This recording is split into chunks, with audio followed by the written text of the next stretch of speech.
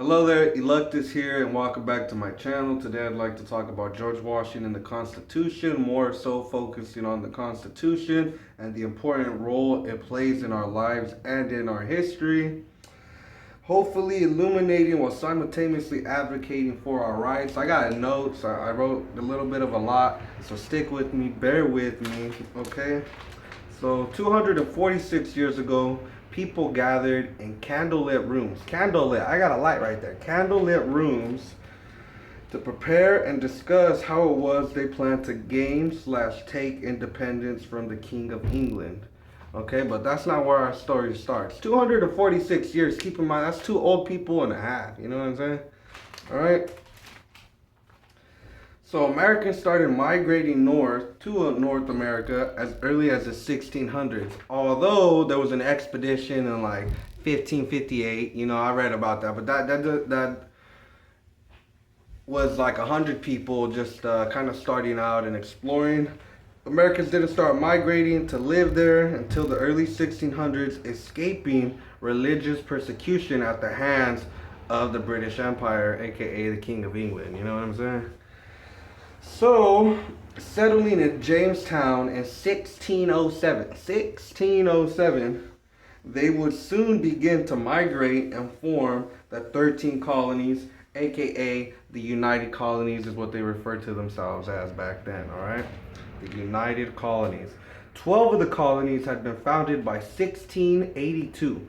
They were there started moving there 1607. By 1682, they already had 12 states, 12 places. I don't even know. Maybe they're still all full states now, but they had 12 colonies ready by 1682, leaving Georgia as the last to be founded in 1732. Okay, 1732 coincidentally was the year George Washington was born.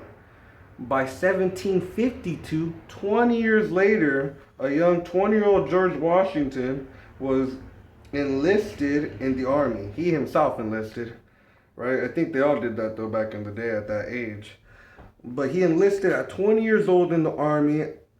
Shortly after, just 2 years later, he was promoted to lieutenant in the French and Indian War over there by Mississippi, fighting for territory, land, and all that stuff, right? Indian War, which would occupy most to all of his time during this time. During this time, the Americans migrated and doubled their numbers along the eastern coast, whilst welcoming new arrivals. The war was won in about 1758,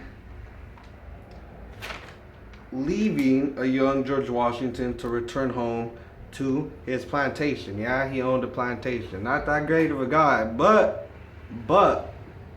had strong moralities and a lot of things we can learn from as far as being courageous and growth and prosperous for this new foundation that we have, right? Now, where he started his family at his farm, right? About 1760, started his family and changed his crop from cotton to tobacco. For the next 10 years, 1760 to 1770, that's all he was doing. He was at his plantation doing what those jerks did back then, right?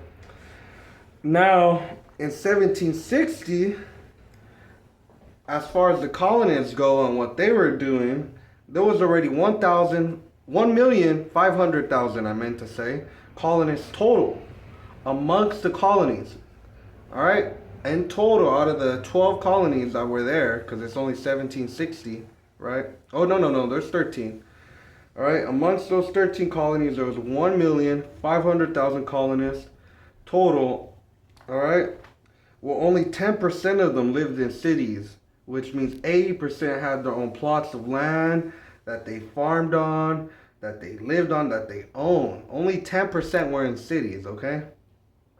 Only 10, which leads me to wonder if the high rich were the 10% in the cities while we worked on the farms to provide, and now they removed our land and put us crammed in the cities and they go and take big old orchards.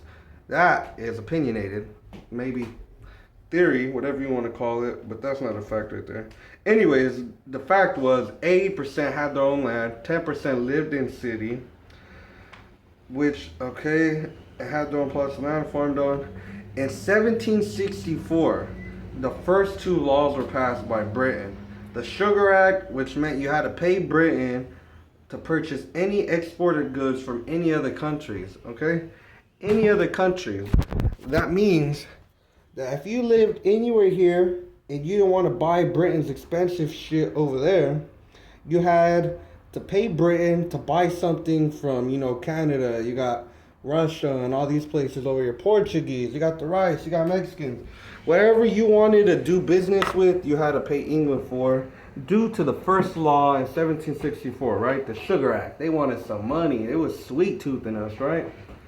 Which meant you had to pay Britain to purchase exported goods from other countries. The second law was the Currency Act, which prevented Americans from making their own money and creating their own banking systems, all right? We were evolving, we're doing good, we got our own metals, our own materials. Hey, let's do things our way, we're way over here. Besides, Britain implemented these laws with the intent to rule, control, and most importantly, stop the colonists from gaining independence. We were growing, being our own people. Can't have that, nah. Okay? With the intent to rule, control, and most importantly, stop the colonists from gaining independence, ending in doing so, bad handwriting, right? And doing so would only lead to the demise of the Britain's control, their grasp on us. They thought they could control us, right? Well, with little to no resistance at all from the colonists, Britain felt comfortable enough to add two more laws. It's 1765. 1 year later, we now got 4 laws in place. 1765, the Quartering Act.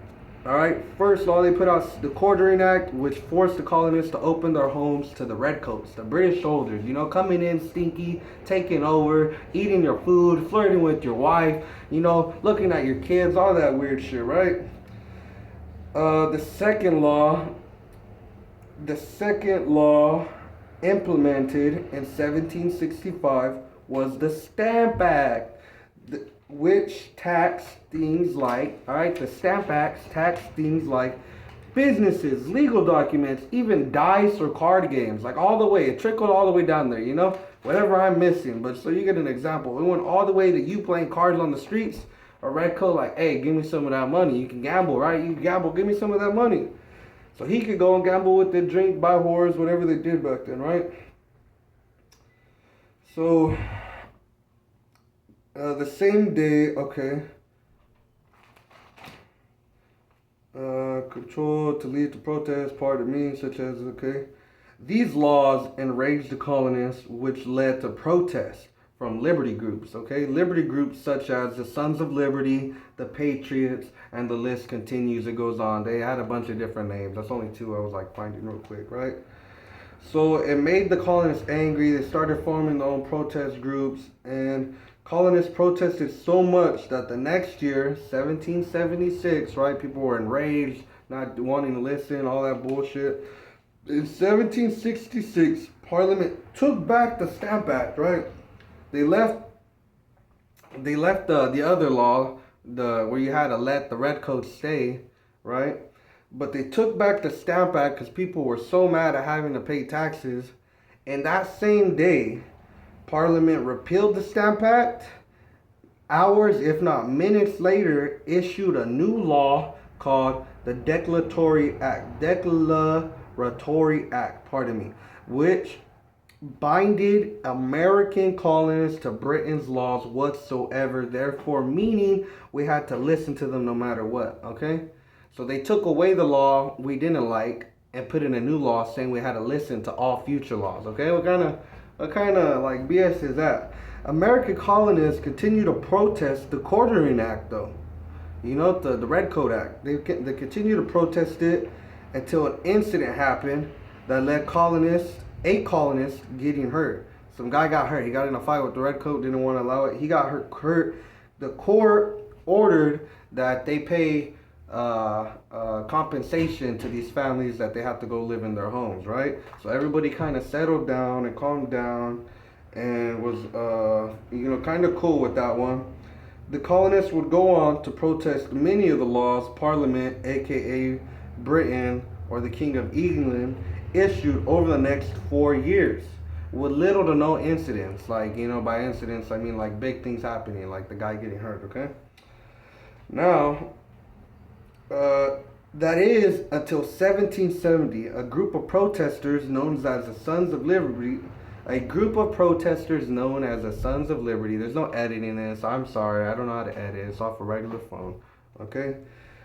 The Sons of Liberty were marching, throwing stones at the redcoats and British establishments, like angry, just you see a freaking subway, you throwing a rock at it because they liked England. McDonald's, they had red in it. Throw a rock at that motherfucker. No, but while doing this march and throwing rocks at soldiers and businesses, a redcoat general in his nearby home stepped out, seen everything going on, fired a shot into the crowd, striking, and I don't know if it killed, but it hit a kid. So I'm assuming it killed the kid, right? Stepped out, fired a shot into the crowd, striking a young boy, okay? It hit the kid. The protesters lashed out in anger, mad, freaking out. You got Billy Bob over there and shit, right? Lashed out in anger, which caused 7 redcoat soldiers to just unload at the crowd, right? Shoot at the crowd. The incident today is known as the Boston, Massachusetts Massacre of 1770, which had a total of 16,000 citizens at that time. In that one city, in Boston, Massachusetts alone, at 1770, they had 16,000 citizens and only 2,000 redcoats controlling them, like cattle, right? Controlling these people. They just lost a kid, but everybody's kind of like iffy. We just came from England. We don't want to they didn't know what they were going to do. They felt small. The people felt small. They didn't feel like they were big enough to stand up in their head to these big entities, these big countries, whatever they wanted to call them or refer to them as back then. Empires probably, right? So, 2K redcoats. Even then, the angry colonists continued to abide and just protest the laws. They just protested, as peacefully and, little rocks. That ain't that bad, right? Well, that was until 1773. In 1773, they passed the Tea Act. Oh no, we can't take the Tea Act. They passed the Tea Act taxing tea, which caused establishments in American colonies to raise the prices. So normally I bought tea for $5 a pound, right? So I'd sell it for $8, get my couple dollars. They started selling it to me for 10, so I gotta sell it to you for 15. I gotta make this money, right? And then on top of it, I gotta pay them for buying it. So they taxing me extra, and then I gotta pay taxes on that extra. So you get what I'm saying? So they're charging the people more. The people are angry. So what Britain decided to do, take over the companies. Okay, well, we're selling it for $10 a pound, so you can buy it from us for $10 a pound. Now keep in mind, out of all that stuff that happened, a tea tax was the tip of the iceberg that made people just say, you know what, we ain't dealing with this, we ain't tolerating it. And in that same year was the Boston Tea Party, okay? They, months later, at this stuff, we're going to go throw all the tea out, let them know we're tired of them. All right, we're tired of how they're treating us, okay?